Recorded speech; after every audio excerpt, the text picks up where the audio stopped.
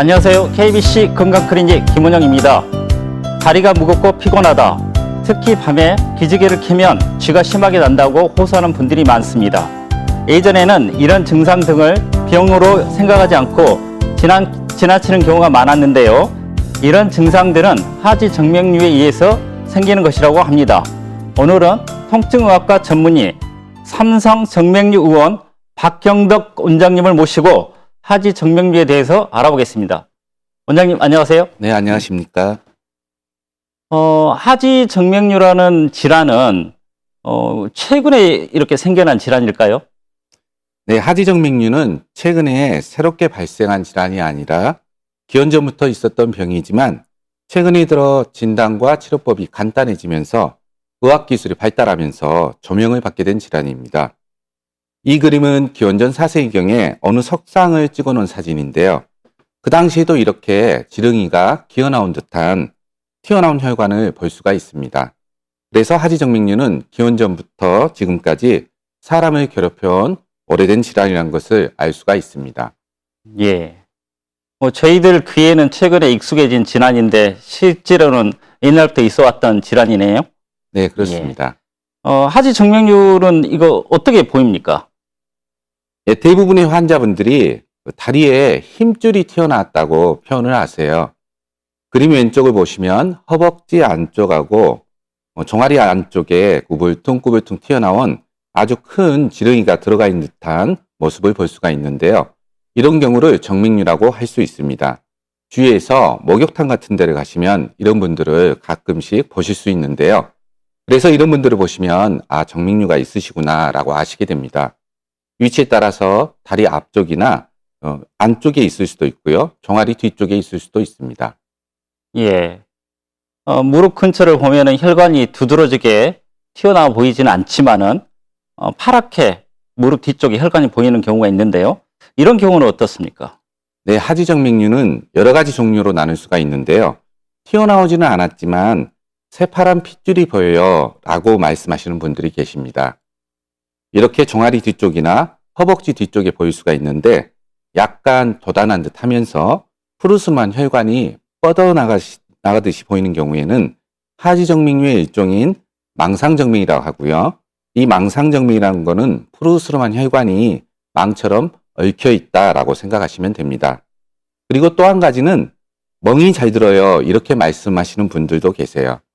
그런데 멍이 들었다고 표현을 하시는데 멍든 부위를 자세히 보면 바닥에 푸르스름한 혈관이 깔려 있으면서 주위가 멍든 것처럼 퍼렇게 보이는 경우도 있습니다. 이런 경우에도 역시 하지정맥류를 의심할 수가 있어요.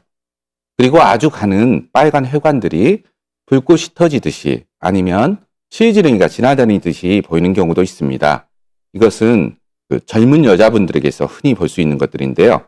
모세혈관, 즉 아주 가는 혈관들이 늘어나 보이는 모세혈관 확장증이라고 하지요. 이렇듯이 하지정맥류는 아주 다양한 형태로 나타날 수 있고요. 다시 한번 정리를 하면 힘줄이 튀어나왔어요 라고 말씀하시는데 사실 힘줄이 아니라 혈관이 튀어나온 거고요. 새파란 핏줄이 보이네요 또는 허벅지에 실핏줄이 보이네요. 멍이 잘 들어요 라고 주로 표현을 하시죠. 예. 하지 정맥류가 여러 가지 다양한 형태로 나타날 수 있군요. 예. 그러면 하지 정맥류에 대해서 원장님 이제 설명을 들어볼 건데 먼저 다리에 있는 정맥들이 어떻게 구성되어 있는지 한번 설명을 부탁드립니다. 네, 다리에서 심장으로 올라가는 길은 깊은 정맥과 얕은 정맥으로 나눌 수 있는데 얕은 정맥은 그림에서 보듯이 크게 나누어 발목에서 사타구니 아래쪽으로 뻗어 있는 대복제 정맥 그리고 발목 뒤에서 무릎 뒤로 뻗어 있는 소복제 정맥으로 나누게 되죠. 물론 이런 혈관들은 그림에서 빗금쳐진 혈관인 깊은 정맥들과 서로 아주 복잡하게 그물처럼 연결되어 있죠. 그래서 정맥류를 전문으로 진료하는 의사들은 다리 있는 정맥을 나무에 비유를 하는데요. 앞쪽 사타구니 아래와 무릎 뒤에 역류가 시작되는 뿌리가 있고 눈에는 보이지 않지만 초음파상으로 보이는 줄기혈관과 그리고 무릎 아래 가지혈관이 있다라고 표현을 합니다. 예. 그러면 정맥이 이렇게 깊이 있는 정맥과 바깥으로 얕게 위치해 있는 정맥으로 나눌 수 있는데 네. 왜 하지 정맥류가 생기게 되는 거죠? 예, 사람의 몸에는 동맥과 정맥이라는 두 가지 종류의 혈관이 있는데 왼쪽 그림이 동맥이고요. 오른쪽 그림이 정맥을 보여주고 있습니다. 심장에서 동맥이란 혈관을 통해 다리에 깨끗한 피를 보내주면 산소하고 영양분을 소모하고 나서 지저분해지죠. 이 지저분한 피가 다시 깨끗한 피가 되기 위해서 심장으로 돌아가게 되는데 돌아가는 길이 정맥이지요. 그런데 정맥 안에는 판막이란 구조물이 있는데요. 심장 판막증 들어보셨죠? 심장에만 판막이 있는 것이 아니라 다리에 있는 정맥에도 판막이 있는데요. 이 판막이 해주는 역할은 사람이 서 있어도 중력이란 힘을 이기고 다리에서 심장 쪽으로 피가 올라갈 수 있게끔 해주는 역할을 하게 되죠. 그런데 이 판막이 고장이 나게 되면 심장으로 피가 올라가지 못하고 거꾸로 떨어지게 되죠. 이렇게 오랜 세월 동안 피가 거꾸로 떨어지다 보면 떨어지는 압력 때문에 다리에 있는 혈관들이 늘어나서 커져서 튀어나오게 되지요. 예. 예, 피가 심장에서 나가서 온몸을 돌고 난 후에 다시 심장으로 돌아와야 되는데 그 돌아온 통로를 지금 정맥이라고 이야기하시는 거죠? 네. 예. 그러면은 이 정맥에 이상이 있는 게 하지 정맥류인데 정상적으로 땅에서 이렇게 잡아당기는 중력을 모든 사물이 이겨내고 생활해야 되는데 이 중력을 이기고 어떻게 다리에서 심장 쪽으로 피가 올라가게 되는지 한번 설명을 부탁드립니다. 네. 다리에 있는 정맥의 피를 심장으로 올라갈 수 있게끔 역할을 해주는 것이 바로 종아리 근육이죠. 걷는 운동을 하게 되면 종아리 근육이 수축과 이완을 반복하게 되죠. 종아리 근육이 수축을 하면 정맥을 짜주어서 정맥 안에 있는 피가 심장 쪽으로 올라가게 되죠. 그런데 이완이 되면 중력에 의해서 아래로 피가 떨어지게 되겠죠. 이때 떨어지지 못하게 해주는 정맥 내 구조물이 판막이지요. 그래서 종아리 근육을 제2의 심장 또는 말초 심장이라고 부르지요. 두 짝으로 되어 있는 판막은 정맥 내에서 위쪽으로만 열리고요.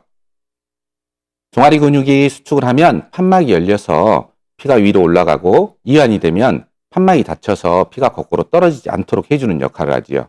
이런 판막이 정맥 내에서 5에서 10cm 간격으로 이렇게 군데군데 존재하고 있고요. 종아리 근육이 수축을 하면 판막이 열려서 피를 위로 올려보내고 이완이 되면 판막이 닫혀서 피가 거꾸로 떨어지지 않도록 해주어서 마치 계단을 밟듯이 다리에 있는 피가 정맥을 통해서 심장까지 도달할 수 있게 되지요. 그런데 정맥류 환자분들은 이 판막이 고장이 나서 다치지를 않아요. 그래서 종아리 근육이 수축을 할 때는 다리에 있는 피가 심장 쪽으로 올라간 듯이 보이지만 이완을 하게 되면 판막이 닫히질 않아서 거꾸로 떨어지게 되지요. 그래서 하지정맥류는 피가 거꾸로 흐르는 혈액순환이 잘못되는 병이다라고 생각하시면 됩니다. 그래서 판막이 고장난 정맥류 환자분들은 피가 거꾸로 쏟아지다 보면 그 압력에 의해서 다리에 있는 혈관이 늘어나서 커져서 주로 무릎 아래에 있는 가지혈관부터 우불퉁 튀어나오게 되죠. 그래서 정맥류는 정맥이 우불퉁 튀어나오기 시작한 때에 발생된 것이 아니라 이미 5년이나 10년 전에 뿌리나 줄기정맥에 있는 판막이 고장이 나서 피가 거꾸로 쏟아지기 시작한 때부터 발생을 한 것이죠. 이렇게 피가 거꾸로 쏟아지다 보면 한참이 지나서 혈관이 다리에서 튀어나오기 때문에 그때서야 정맥류가 생겼나 보다라고 생각들 하시죠. 다음 그림은 다리에 있는 정맥류를 폭포에 비유를 했는데요. 정상적으로 올라가야 될 혈액이 폭포처럼 거꾸로 쏟아지다 보면 아래쪽에서부터 그 압력에 의해서 혈관이 늘어나서 커져서 튀어나온다라고 설명을 드리면 간단할 것 같습니다. 예. 우리가 단지 정맥이라는 혈관의 힘으로만 피가 이렇게 다시 심장으로 돌아가는 것으로 생각했는데 그런 게 아니군요. 네, 예. 그렇습니다. 종아리 근육과 그다음에 그 판막의 힘에 의해서 동맥혈이 다시 심장으로 돌아가는 거네요. 네. 예. 그러면은 지금까지는 이제 기전에 대해서 설명을 자세히 해주셨는데 그럼 이런 왜 정맥류가 어떤 원인에 의해서 생기게 되는 겁니까? 네, 정맥류가 생기는 원인 중에 가장 중요한 것이 유전적인 원인, 즉 가족력입니다. 태어날 때부터 정맥이란 혈관이 다른 사람보다 약하게 태어났다라고 생각하시면 됩니다. 그래서 정맥류 환자분의 가족 중에 또 다른 정맥류 환자가 있을 가능성이 정맥류가 없는 사람의 가족 중에 정맥류 환자가 있을 가능성보다 3배 정도 높습니다. 그래서 정맥류란 질환은 있는 집안에는 많고요. 없는 집안에는 없습니다. 예. 항상 어떤 질환이든지 간에 유전적인 요소는 항상 존재하는 것 같네요. 예. 네, 맞습니다. 그러면은 이런 그 정맥류의 유전적인 원인 외에 다른 원인들은 어떤 것이 있습니까? 네, 이렇게 본인이 정맥이라는 혈관이 태어날 때부터 야각에 태어났는데 직업적인 요인, 즉 하루에 6시간 이상 서 있는 직업에 종사하시게 되면 정맥류가 발생할 가능성이 훨씬 더 커지게 되지요.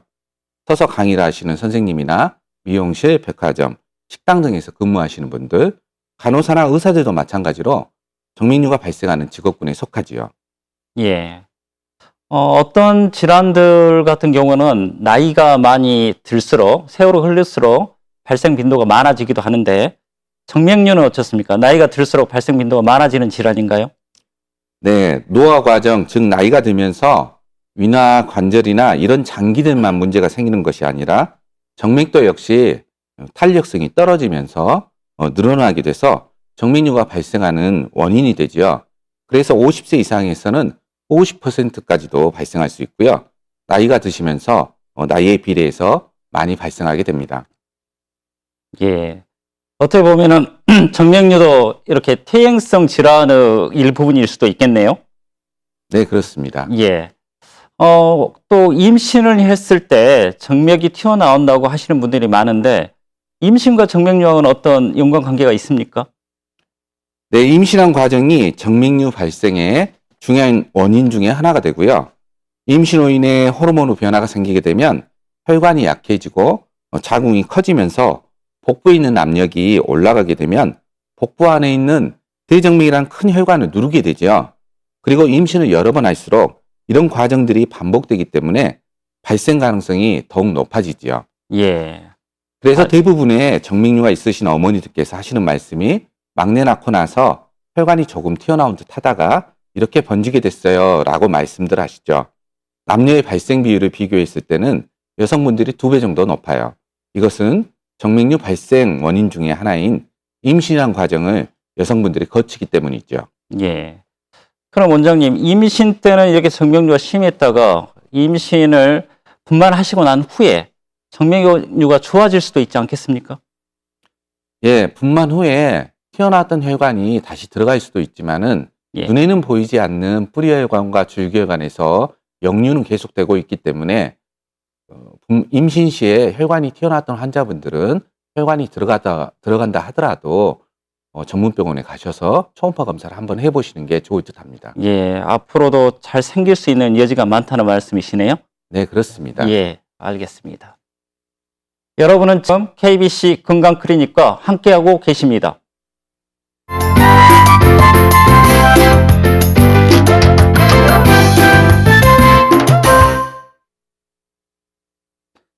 삼성 정맥류 의원 박경덕 원장님과 하지 정맥류에 대해서 이야기 나누고 있습니다. 원장님, 앞서 이제 말씀해 주신 유전적 흐름에 장애가 될 수 있는 요인이 생기는 경우에 이렇게 정맥류가 잘 생길 수 있다고 볼 수도 있겠네요. 네, 그렇습니다. 예. 그러면은 하지 정맥류가 생기면은 단지 울퉁불퉁해서 보기에 싫은 미용적인 면 외에 여러 가지 증상들이 동반하게 된다는데 이런 증상들에는 어떤 것들이 있습니까? 네, 하지정맥류의 증상 중에 제일 많이 호소하시는 것이 종아리가 당기고 아프다라고 말씀들 하시죠. 이런 경우 대부분의 환자분들이 관절염이나 신경통으로 생각하고 물리치료를 받는다든지 하시는데요. 물론 종아리나 무릎 오금 부위가 당기고 아픈 증상이 관절이나 신경질환으로 올 수도 있지만 관절염이나 신경통 치료를 해봐도 신통치 않으신 분들은 정맥류로 인한 증상이지 않나 하고 의심을 해볼 필요가 있죠. 그리고 다리가 당기거나 아픈 증상이 혈관이 튀어나온 정도와는 관계가 없어요. 심하게 튀어나온 사람이더라도 아무 증상이 없을 수도 있고요. 겉으로 보기에는 멀쩡한데 속에 있는 눈에 보이지 않는 정맥이 망가져서 증상이 있을 수도 있어요. 예. 제가 처음에 말씀드렸던 환자분들은 이제 저녁에 쥐가 기지개만 펴도 쥐가 잘 난다고 말씀을 드렸는데요. 쥐가 자주 나는 것하고 정맥류하고 어떤 관계가 있습니까? 네, 야간 근육경련이라고 하는데요. 이것은 주로 밤에 주무시다가 쥐가 나거나 심한 운동 후에 쥐가 나는 것을 말하는데요. 어떤 환자분들은 기지개를 펴지 못한다고 말씀하세요. 기지개를 펴면 다리에 쥐가 나서 다리를 한참 동안 주물러야 없어진다고 말씀들 하시죠. 이런 경우에도 정맥류가 있지 않나 하고 의심을 해봐야 되죠. 예. 또 어떤 분들은 다리에 모래 주머니를 찬 것처럼 다리가 무겁다고 호소하는 분들이 있는데 이런 분들은 어떤가요? 네, 정맥류의 전형적인 증상 중에 하나가 다리가 무겁다고라고들 말씀하시는데요. 아침에는 그래도 괜찮은 것 같은데 오후가 되면 다리가 무겁고 피곤하다라고들 말씀하시죠. 이것은 다리에 있는 정맥의 판막이 고장이 나서 심장 쪽으로 올라가지 못하고 종아리로 피가 거꾸로 쏟아지다 보면 피가 고이게 되기 때문이죠. 심한 경우 한쪽 다리에 900cc 정도까지 혈액이 고일 수가 있는데요. 이렇게 되면 다리가 무거울 수밖에 없겠죠. 그리고 직접적인 관계는 없지만 허리 자체도 아플 수가 있어요. 이것은 정맥류가 있으셔서 다리가 불편하신 분들은 걸을 때 왠지 자세가 틀어지게 되죠. 이렇게 오랫동안 잘못된 자세로 걷게 되면 이것이 원인이 되어 허리에 통증이 발생할 수도 있는 거고요. 예. 다양한 증상이 있을 수 있네요. 네, 예. 그렇습니다. 그러면 지금 원장님께서 말씀하신 증상 외에 뭐 또 어떤 증상들이 있을 수 있습니까? 네, 또 한 가지는 다리가 붓는다고 말씀들 하세요. 주로 오후가 돼서 집에 돌아가서 양말을 벗으면 양말 자국이 발목 부위에 남는다라고도 말씀하시는데요. 정맥류는 혈액순환 장애를 가진 질환이기 때문에 피가 고여서 이렇게 다리가 부을 수가 있어요. 장시간 서 계시면 심해지고 누워 계시면 호전되고 이렇게들 말씀하시죠. 예. 그러면은 이제 하지 정맥류가 오랫동안 있게 되면은 증상 외에 하지 정맥류에 의해서 생기는 합병증들이 있을 것 같은데요. 합병증에는 어떤 것들이 있습니까? 네, 먼저 부종이라고 다리가 붓는 거죠. 이렇게 왼쪽 그림처럼 발등이 수북히 붓는 분도 계시고요. 오른쪽 그림을 보시면 오른쪽 다리에 정맥류가 있으면서 다리가 훨씬 더 굵어요. 이런 경우는 정맥류가 생긴 지 상당히 오래되신 경우이고요. 치료를 받고 나면 서서히 부은 것이 빠지면서 다리 굵기나 모양도 깨끗해지죠. 그리고 또 나타날 수 있는 것이 색소 침착인데요. 주로 나타나는 부위가 거꾸로 떨어지는 혈액의 압력을 제일 심하게 받는 발목이나 종아리 아래쪽에 멍든 것처럼 퍼렇게 또는 보라색으로 피부 색깔이 변하게 되죠. 그리고 이처럼 피부염 증상이 나타날 수도 있어요. 피부에 염증이 생기면 대부분의 환자분들이 이것이 정맥류 합병증으로 발생되는 것인지 모르시고 피부과를 주로 다니시죠. 그래서 피부과 치료를 받으시면 호전이 됐다가 다시 악화되고 이렇게 증상이 반복되게 되죠. 이처럼 피부염이 생기는 것은 지저분한 피가 계속 고이다 보면 혈액순환이 안 되고 피부 저항이 떨어져서 한번 염증이 생기면 잘 낫지 않는 결과를 나타내기 때문이죠. 예. 지금 말씀해 주신 합병증 외에도 조금 더 심한 합병증들이 있다고 그러던데 어떤 합병증들이 있을 수 있습니까? 네, 심한 합병증으로 혈전성 정맥염이라는 것이 발생할 수도 있는데 혈액순환이 안 돼서 지저분한 피가 고이다 보면 피가 선지처럼 굳어서 혈전, 즉 피떡이 생기게 되고 이것이 염증을 일으키기도 하고요. 합병증 중에 심한 경우는 지금 보시는 피부궤양이죠. 혈액순환이 안 돼서 지저분한 피가 계속 고이다 보면 이렇게 피부가 썩게 되는 것이죠. 이런 합병증이 발생하면 치료 자체도 어려워지고요. 궤양이 생기는 원인이 정맥류이기 때문에 정맥류를 치료하지 않고는 궤양이 낫지를 않아요. 이 그림은 궤양을 동반한 피부 변색이고요. 이렇게 피부 색깔이 갈색으로 변할 수도 있어요. 다음은 피부 바로 아래에 있는 혈관이 약해지고 헐게 되면 출혈이 발생할 수도 있고요. 다음은 가장 심각한 합병증인 심부정맥 혈전증인데요. 심부정맥 혈전증은 겉정맥 말고 깊은 정맥에 혈전이 발생해서 다리에 있는 큰 정맥이 막히게 되는 것이죠. 이 사진에서 자세히 보시면 왼쪽 다리가 더 부어 있어요. 이렇게 다리가 붓고 아프게 되고요. 치료도 병원에 입원하셔서 혈전 용의제라는 약을 상당 기간 드셔야 되죠. 예. 흐르지 않고 고인물이 이상이 생기듯이 다시 그 산소와 영양분을 몸에 전달하고 다시 심장으로 돌아가야 되는 정맥이 원활하지 않으면은 여러 가지 고여서 이렇게 피가 뭉치는 혈전증이나 피부 변색이나 이런 걸 일으키신다는 이야기시네요. 네, 그렇습니다. 예. 그럼 원장님께서 지금 이야기하시는 증상, 합병증들 이야기해 주셨는데, 처음에 이야기하실 때, 보이는 것에 의해서만 가지고 있는지 없는지 알 수 없다고 이야기해 주셨거든요. 네. 그러면은, 증상이 지금 말씀하신 의심되는 증상이 있습니다. 예, 이런 증상을 가지고, 원장님을, 이제, 하지 정맥류 의심돼서 원장님을 방문하게 되면은, 어떻게 진단이 이루어지게 되는 건가요?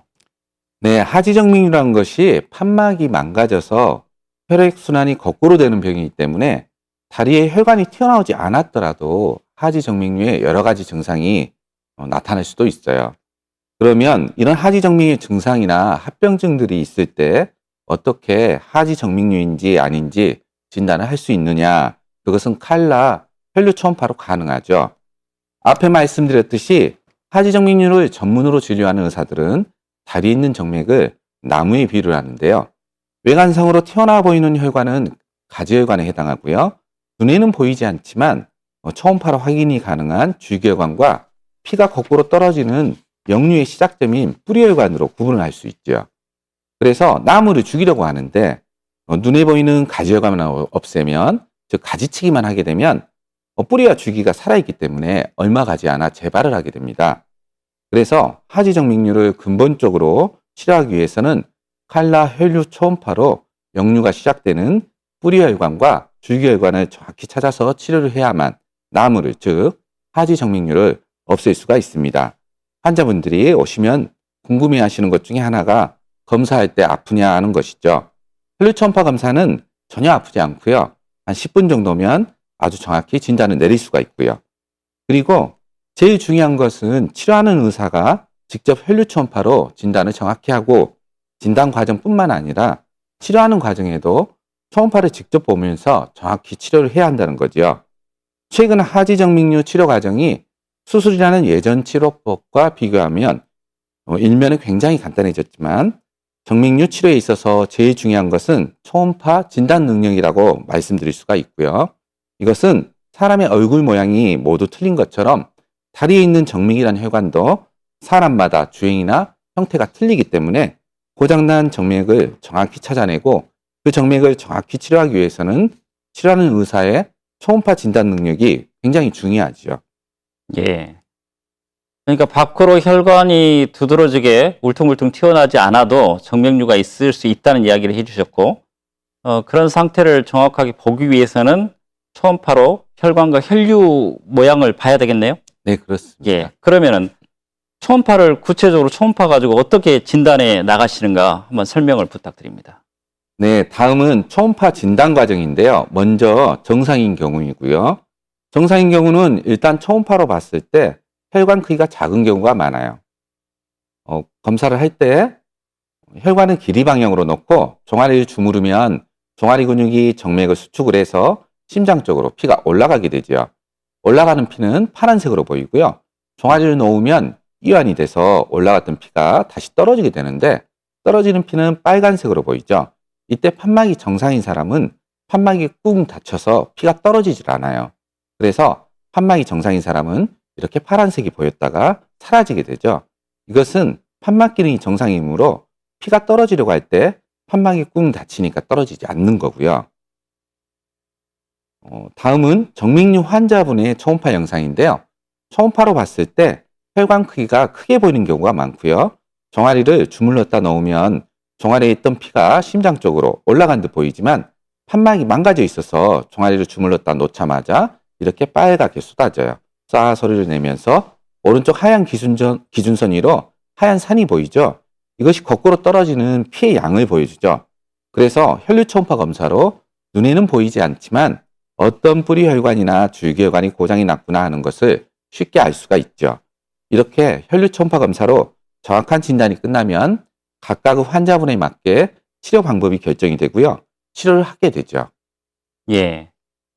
초음파를 통해서 혈류가 한 방향으로만 가는 것을 봐야 되는 거네요. 그래서 네.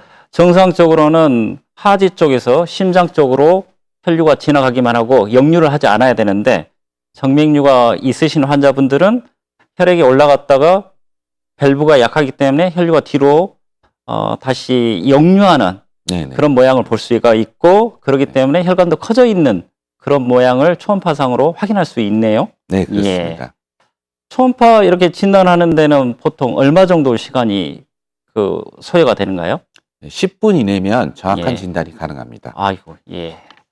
그러면 이렇게 이제 초음파 진단을 통해서 눈에 보이는 것 외에 혈관들의 상태를 정확하게 알게 됐습니다. 그러면은 어떻게 치료를 하게 되는 건가요? 네, 어느 한 가지 치료법만 가지고 한 분의 환자를 완벽하게 치료할 수는 없어요. 그래서 두세 가지 치료법으로 각각 환자분에 맞게 치료를 하는데요. 다리에 있는 얕은 정맥을 속정맥과 겉정맥으로 나눈다면 속정맥을 치료하는 근본 치료와 겉정맥을 치료하는 보조 치료로 나눌 수가 있어요. 근본 치료에는 현재 각광받는 레이저 치료와 예전부터 해오던 광범위 발거술이라는 수술 방법이 있고요. 보조 치료에는 보행정맥 절제술과 주사혈관 경화요법이 있고요. 각각의 치료법에 대해서 설명을 드리면 먼저 레이저 치료에 대해서 말씀을 드리겠습니다.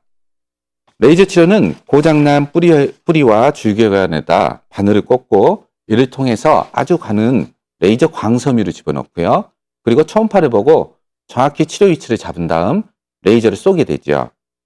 그러면 레이저에서 발생되는 열로 고장난 혈관이 응고되어 몸 안에서 흡수되어 없어지게 되는 거고요. 실제 레이저 치료를 하는 장면인데요. 레이저 치료의 장점 중 하나가 사타구니 아래나 어금 부위를 칼로 째고 상처를 낼 필요가 없다는 것입니다. 이렇게 고장난 혈관에 바늘 하나를 꽂고 이 바늘을 통해서 레이저 광섬유를 집어넣고 초음파를 보면서 정확히 치료를 하게 되죠. 이렇게 되면 치료가 끝나더라도 바늘구멍만 남게 되고요. 치료 후에 흉이 전혀 없기 때문에 미용적으로도 완벽하다고 할 수 있죠. 그리고 치료 방법이 발달함에 따라 수면 마취나 척추 마취, 전신 마취도 할 필요가 없고요. 국소 마취나 말초 신경 마취만 가지고도 아프지 않게 치료할 수가 있고요. 치료 후 바로 걸으실 수가 있어서 일상생활에 바로 복귀가 가능하지요. 또 레이저 치료 시간도 20-30분이면 가능하고요. 예. 하지 정맥류 치료 방법에서 레이저 치료가 그러면은 정맥 절제술을 시행해야 될 경우가 있습니다. 그래서 혈관이 많이 튀어나올수록 치료 시간이 길어지고 치료받는 과정도 조금 힘들게 되죠. 예.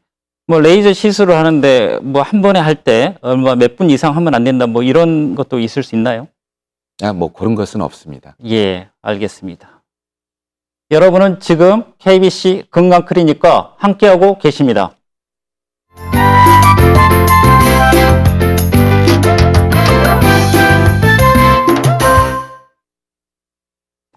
다리를 편안하게, 다리를 아름답게라는 주제로 삼성 정맥류원 박경덕 원장님과 함께 이야기 나누고 있습니다. 예. 원장님, 이제 레이저 시술이 가장 주된 치료 방법이라고 해주셨는데, 원장님 경험으로 치료하신 사례들을 좀 보여주셨으면 좋겠습니다. 예. 네, 다음은 환자분들을 직접 치료한 사진인데요. 이분은 50세 여자분이셨는데 종아리가 뭉친다고 하시는 분이셨어요. 보시면 상당히 심하죠. 이분은 역류가 시작되는 부분은 레이저로 치료하고 뒤쪽에 이렇게 튀어나온 혈관들은 4-5mm 정도 구멍을 내서 보행정맥 절제술로 치료한 경우입니다. 이분은 47세 남자분이시고요. 혈관에 궤양이라는 합병증이 발생하셔서 고생을 하셨던 분이신데요. 이 궤양의 원인이 정맥류 때문인 것을 모르셔서 굉장히 고생을 하셨어요. 이렇게 원인이 되는 정맥류 치료를 받고 3개월 후에 궤양 자체도 좋아지고 다리의 부종과 통증도 역시 많이 좋아지셨죠. 이분 같은 경우는 당뇨가 함께 있었던 경우이고요. 이분은 69세의 여자 환자분이신데요. 다리에 쥐가 난다라는 증상을 주로 호소하신 분이세요. 치료 후에 이런 증상들도 없어지셨고요. 다음 이분은 주로 종아리가 땡긴다라고 증상을 호소하셨던 분이시고요. 이분은 다리가 피곤하고 발등이 붓는다라고 증상을 호소하신 분이셨습니다. 이분은 53세 남자분이신데요. 가려운 피부염 증상을 동반하셨어요. 치료 후에 정맥류가 원인이 돼서 발생한 피부염 역시 좋아지셨고요. 이분은 다리가 땡기고 붓는다라는 증상을 호소하신 분이셨고요. 역시 치료 후에 좋아지셨습니다. 다음 이분은 허리 통증도 함께 있으셨는데 치료 후에 허리 통증도 좋아졌다라고 말씀하셨어요. 정맥류 때문에 다리가 무겁고 해서 걷는 자세가 좋지 않아 허리 통증이 발생한 경우이다라고 말씀드릴 수가 있습니다. 지금까지 주로 정맥류가 심한 환자분들 사진 위주로 설명을 드렸고요. 모든 분들이 이렇게 심하지는 않으시죠. 예, 원장님 이제 레이저 시술로 많이 좋아진 환자 케이스들을 보여주셨는데 이렇게 원장님 말씀을 듣다 보면은 이게 레이저 시술이라는 것이 혈관을 폐쇄시키는 거지 않습니까? 궁극적으로 보면은. 그러면은 원래 이게 그 피가 다시 심장 쪽으로 돌아가는 길인 정맥을 폐쇄시켜서 어떤 문제가 생기지는 않습니까? 네, 그렇지는 않습니다. 예. 예를 들어 수도관 100개 중에 2개 정도가 녹이 슬어서 물이 새고 있다가 하면 이 2개를 잘라서 없애는 것이죠. 그러면 나머지 98개 정상 수도관을 타고 피가 모두 심장 쪽으로 올라간다라고 생각하시면 됩니다. 예. 그럼 아까 지금 시술 치료하신 분 중에서 당뇨가 있는 분 케이스를 한번 보여주셨는데, 네. 그러면은 이게 그 주로 당뇨에 있어서 문제가 되는 게 심혈관계 질환은 동맥이 문제가 되지 않습니까? 네, 그렇습니다. 그러면은 정맥류 환자분들도 동맥 경화증이나 그래서 혈압이나 당뇨가 있으신 분들도 하지 정맥류가 더 잘 생길 수 있나요? 하지 정맥류가 잘 생긴다고 말씀드리기보다는 예. 하지 정맥류란 질환이 있었을 때 예. 합병증이 더 발생할 가능성이 높아집니다. 예.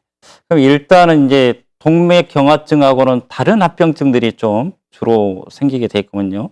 그래서 지금 이게 오늘 하지 정맥류가 주로 생기는 것도 상지에는 어떻습니까? 정맥류가 좀 자주 생길 수 있나요? 예, 상지나 뭐 사타구니 또는 그런 부위에도 정계 정맥류 이렇게 정맥류는 생길 수는 있습니다. 예. 근데 주로 이제 상지 쪽에는 그 미용적인 목적이 강하고요. 일반적으로 상지 쪽은 치료를 하지 않습니다. 예. 알겠습니다. 자, 이렇게 레이저 시술로 그 좋아진 사례들을 들어주셨는데, 이게 뭐 레이저 시술 않고 주사요법으로도 치료가 가능한가, 뭐 이런 부분도 주사 치료도 좀 가능하다고 말씀해 주셨는데 한번 설명을 좀 부탁드립니다. 예. 네, 먼저 보조 치료 중 하나인 혈관 경화요법에 대해서 말씀드리겠습니다. 겉에 있는 정맥이 고장이 났을 때 고장난 혈관 안에다 경화제란 약을 주사해서 고장난 혈관을 없애는 방법이고요. 주로 직경이 4mm 이하의 가는 혈관에다 주사제를 이용해서 치료하게 되는데요.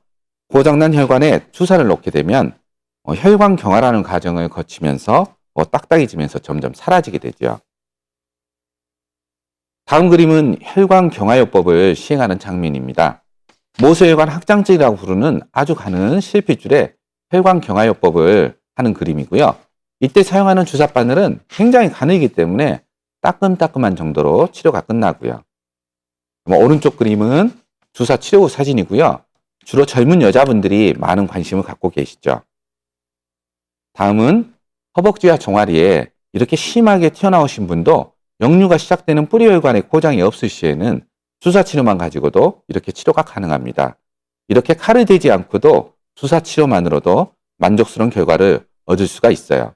어느 위치에 있든지 혈관 크기가 작으면 주사 치료만으로도 가능하게 되죠.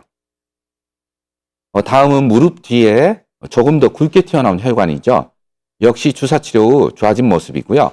아주 가는 실핏줄하고 굵은 혈관은 혈관 경화요법을 하는 데 있어서 약의 농도 등이 다르죠.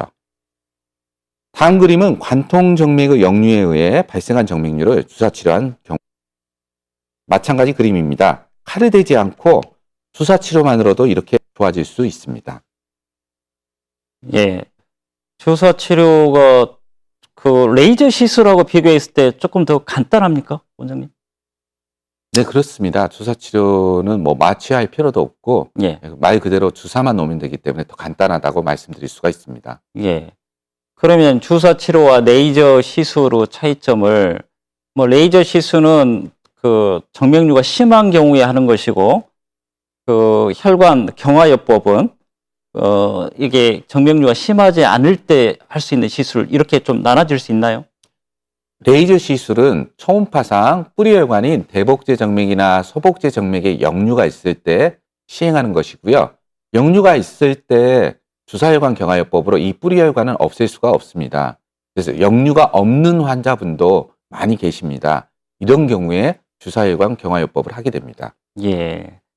그러니까 이제 그 정맥 중에서 피부 가까이 위치한 정맥과 피부보다는 근육에 숨어 있는 이렇게 정맥으로 나눌 수 있는데, 레이저법은 깊이 위치한 정맥도 시술할 수 있지만은 주사요법은 위에 있는 피부 가까이 있는 정맥밖에 시술할 수 없다, 이런 차이가 있다는 말씀이네요. 네, 그렇습니다. 예, 알겠습니다.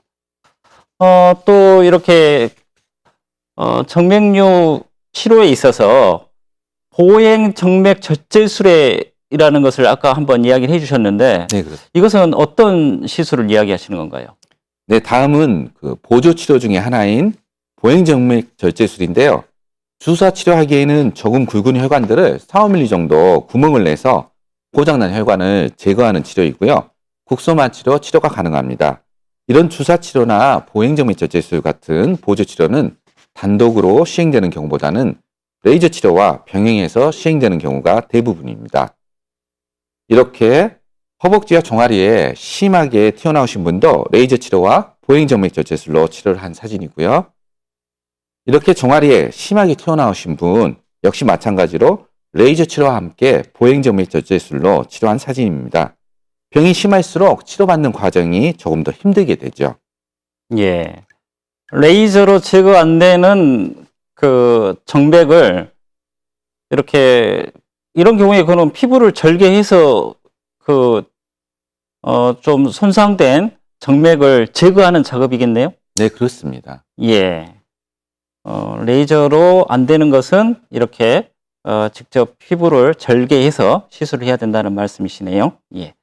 원장님, 이 정맥류에 대해서 원인, 증상, 치료 방법에 대해서 말씀해 주셨는데, 원장님께서 이렇게 말씀해 주신 것 중에서 제가 이제 궁금한 것은, 첫 번째 정맥류가 여러 가지 정맥류가 있다고 말씀하셨지 않습니까? 네, 그렇습니다. 저희가 봤을 때 이제 모양에서 한눈에 딱 봐도 저건 정맥류다, 이렇게 이야기할 수 있는 종아리 부분이 울퉁불퉁하게 혈관이 이렇게 뱀처럼 나와 있는 분들을 보면은 정맥류라고 생각되는데, 아까 이렇게 멍이 잘 드는 수준에 있는 미세 혈관만 이렇게 문제가 있을 때, 이런 경우에 단계별로 이런 것은 정맥류가 약한 부분이고, 울퉁불퉁하게 눈에 보이는 것은 정맥류가 심한 부분이다, 이렇게 볼 수 있는가요? 단계별로 이렇게 점점 더 심해질 수 있는 건가요? 그것은 아니고요. 예, 이제 심하다, 경하다라고 말씀드리기보다는 분류를 할 수가 있습니다. 예, 그러니까 그 모세혈관 확장증이나 파랗게 멍이 깔리듯이 보이는 경우에는 역류가 없는 경우가 많습니다. 예, 그런 경우에는 주사 치료만으로도 가능하고요. 예, 그리고 살색으로 우물퉁꾸물퉁 튀어나온 경우에는 예. 대부분 뿌리혈관, 대복제 정맥이나 서복제 정맥 역류가 있는 경우가 많습니다. 그런 예. 경우에는 레이저 치료를 시행하게 되고요. 그럼 원장님, 모세혈관 확장증이 있다가 이게 심부 동맥에 밸브에 이상이 생기는 그런 것으로 이렇게 진행이 될 수 있나요? 그거하고는 별개의 것이라고 보시면 됩니다. 예. 네. 그러니까 이렇게 정맥류 중에서도 종류가 약간씩 다른 네. 것으로 봐야 되겠네요. 종류가 틀리다고 생각하시면 예, 됩니다. 정도 차이가 네, 아니라 차이가 어느 아닌. 부위에 이상이 있는가에 따라서 나눠지는 종류가 다른 것으로 봐야 된다는 말씀이시네요. 네, 예. 그렇습니다. 그리고 치료 방법에 있어서도 심부 정맥은 레이저 시술이 꼭 들어가야 되고, 그 다음에 이렇게 모세혈관 확장증 같은 경우는 주사요법으로도 치료가 가능하고. 네, 예, 그렇습니다. 알겠습니다. 이게 정맥류의 여러 가지 증상은 뭐 미용상의 증상 외에도 이렇게 피가 고여 있어서 웅구가 되는 문제점, 그 다음에 이제 피부 궤양 이런 게 혈전증이 생겨서 그 부위에 문제가 생기는 이런 것도 이야기해 주셨는데, 저희들이 흔히 보기에는 이제 미용적인 면이 가장 첫 번째로 관심 가는 부분인데요. 여성분들의 경우에 이제 하지 정맥류를 시술을 하셨는데, 이제 미용적인 측면에서 조금 이야기를 진행하다 보면은, 종아리 근육도 조금 날씬했으면 쓰겠다. 이런 또 욕심을 좀 내게 될 수도 있을 것 같은데, 뭐 종아리 성형술 같은 것도 있나요? 네, 많은 여성분들이 하트 모양의 두꺼운 종아리 알통으로 인해 치마는 물론이고 최근 유행하는 스키니 바지조차도 입지를 못해 고민들 하시죠. 그래서 운동이나 다이어트를 통해 많은 노력을 하시는데요. 사실 굵은 종아리는 근육 발달의 원인인 경우가 많기 때문에 운동이나 다이어트로는 교정이 어렵습니다. 그래서 많은 환자분들이 종아리 알통 때문에 고민을 하고 계시죠. 이런 고민을 해결할 수 있는 고주파를 이용한 신경차단 종아리 성형술과 보톡스를 이용한 신경차단 종아리 성형술에 대해 말씀을 드리겠습니다. 예, 그러면은 종아리 성형술은 한 두 가지 정도가 있다고 말씀해 주셨는데, 먼저 이제 이런 설명을, 원장님 설명을 쉽게 이해하기 위해서는, 종아리 근육 해박적인 구조를 좀 먼저 설명을 해 주셔야 될 것 같은데, 좀 종아리 근육은 어떻게 이루어져 있는가 설명을 좀 부탁드립니다. 네, 종아리 근육의 해부학적인 구조에 대해 먼저 말씀드리겠습니다. 흔히 종아리 근육으로 알려져 있는 종아리 뒷면의 큰 근육은 내측과 외측으로 이루어진 두 개의 비복근과 한 개의 가자미근입니다. 이 세 개의 근육은 결국에는 하나로 합쳐져 아킬레스건이 되며 이는 중요한 기능을 하게 되죠. 이 그림은 오른쪽 다리 후면인데요. 좌측이 내측 비복근이고 우측이 외측 비복근입니다. 다음 그림을 보시면 내측과 외측 비복근을 벗겨내면 그 안쪽 깊이 가자미근이 위치하고 있는 것을 보여주고 있습니다.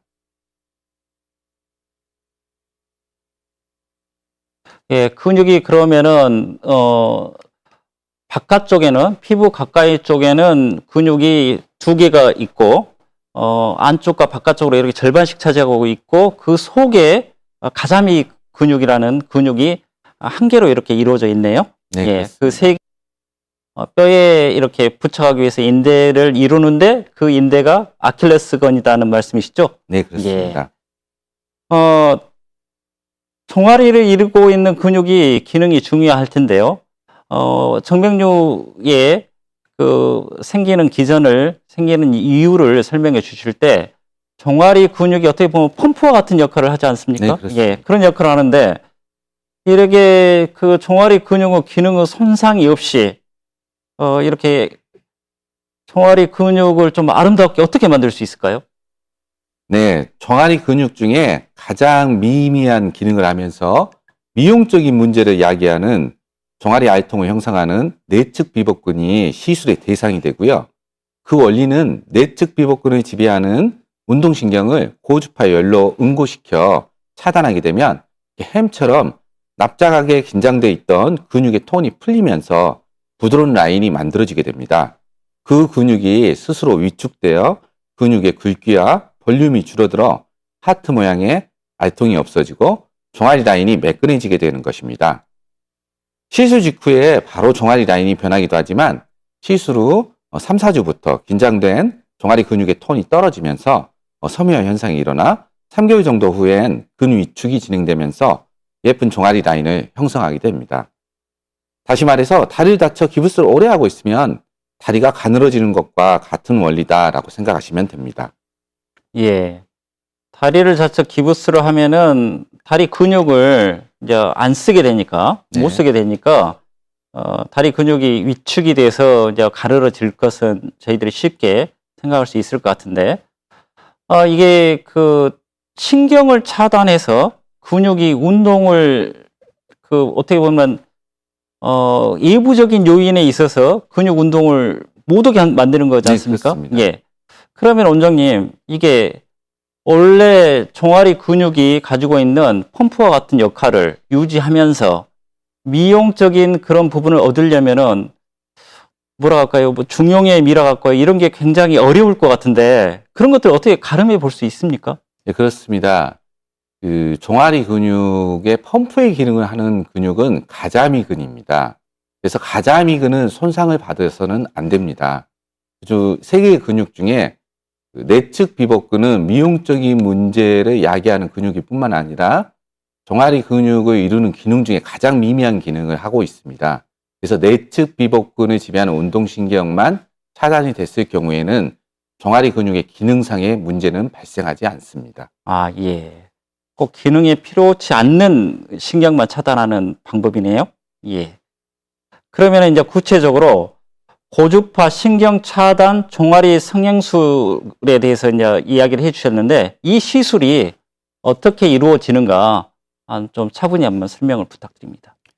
네, 영상으로 보여드리는 것이 이해하기 쉬울 듯 해서 환자분 동의하에 시술 전 과정을 촬영하였습니다. 먼저 시술 전 사진을 촬영하고 시술에 대한 설명을 드립니다. 사진을 보시면 내측 비복근뿐만 아니라 외측이나 가자미근 역시 돌출되어 종아리 라인이 형성되어 있지 않는 상태로 환자의 고민을 이해할 수 있습니다. 다음 시술 전 초음파 검사를 시행하여 신경의 주행 방향과 주위 구조물을 확인하며 종아리 알통 근육의 두께 및 지방층의 두께 등을 확인합니다. 시술 대상인 내측 비복근과 외측 비복근을 보여주고 있으며 그 아래 가자미근을 보여주고 있습니다.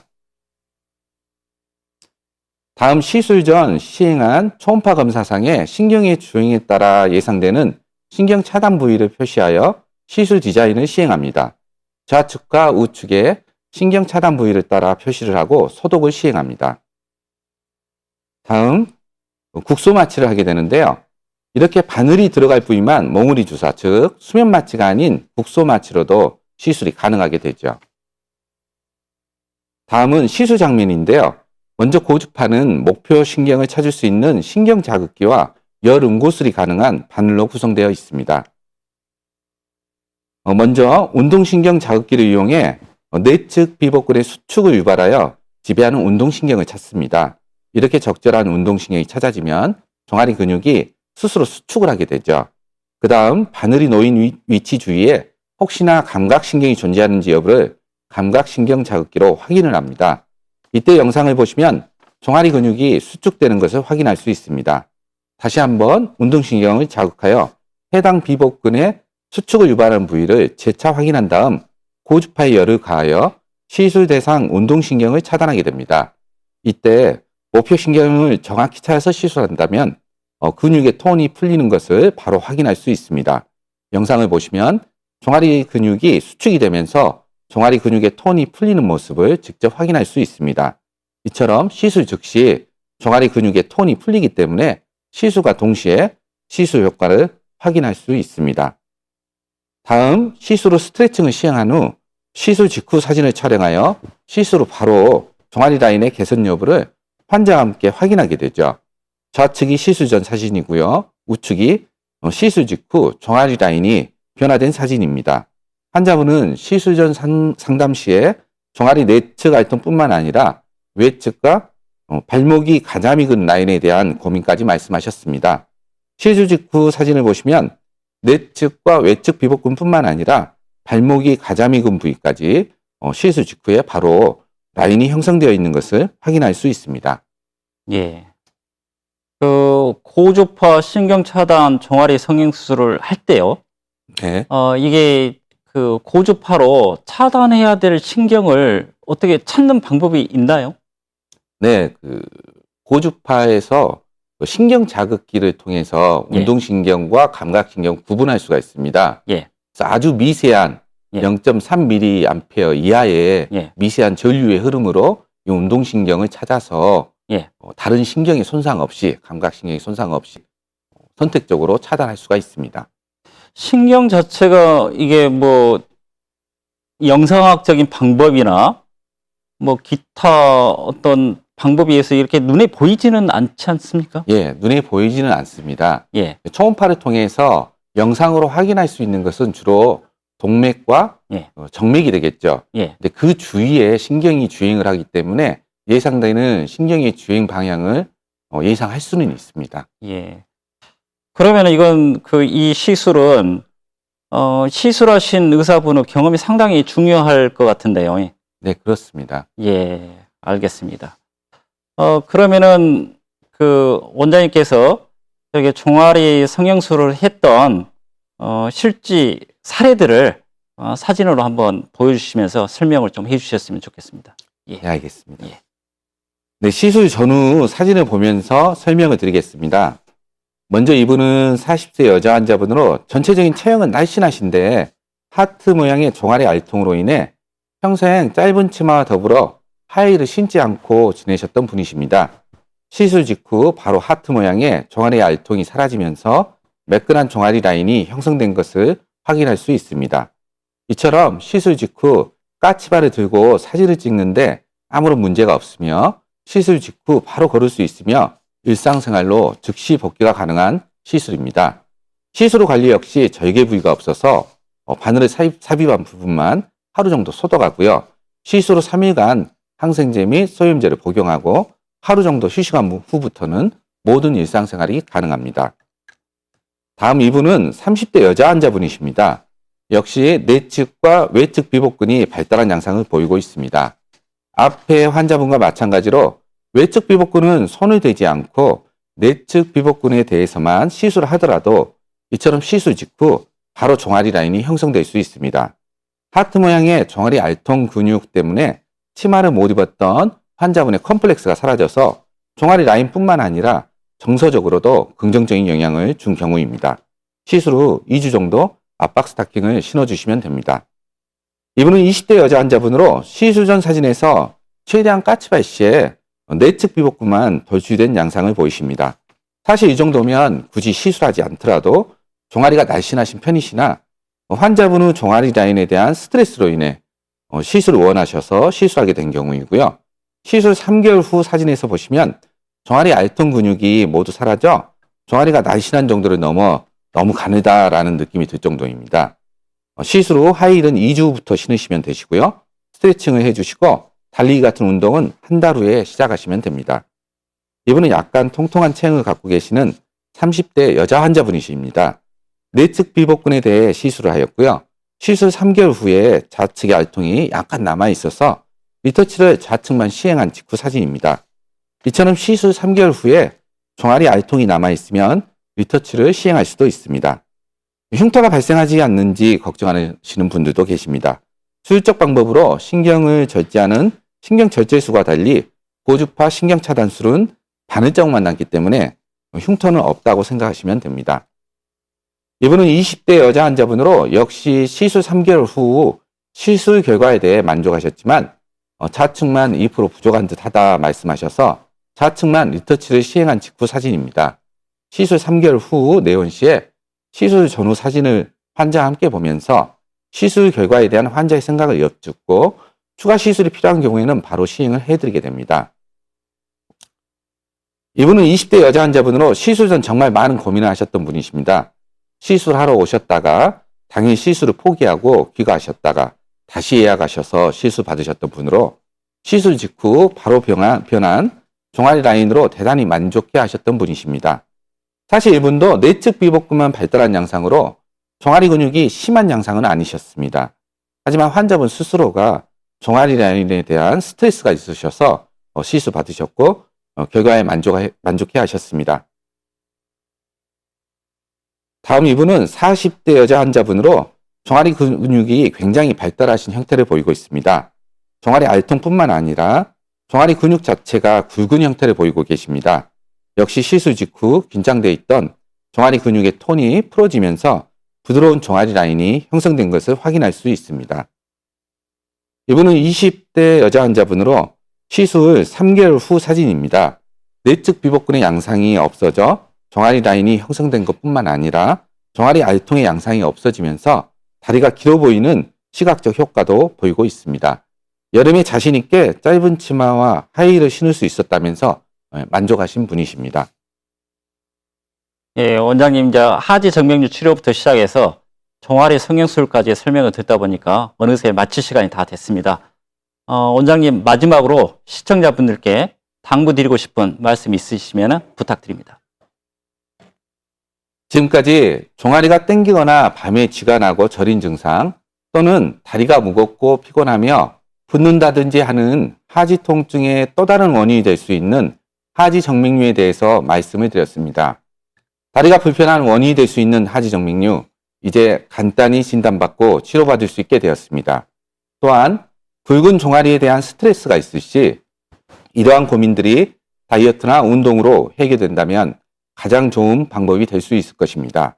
하지만 아무리 노력을 해도 이루어지지 않을 시에는 안전하고 일상생활에 지장이 없는 고주파 신경차단 종아리알 성형술에 도움을 받는다면 여성분들의 고민 중 많은 부분들이 해결되리라 생각합니다. 다리가 편하고 건강한 삶을 유지하기 위한 그런 기회가 되셨으면 합니다.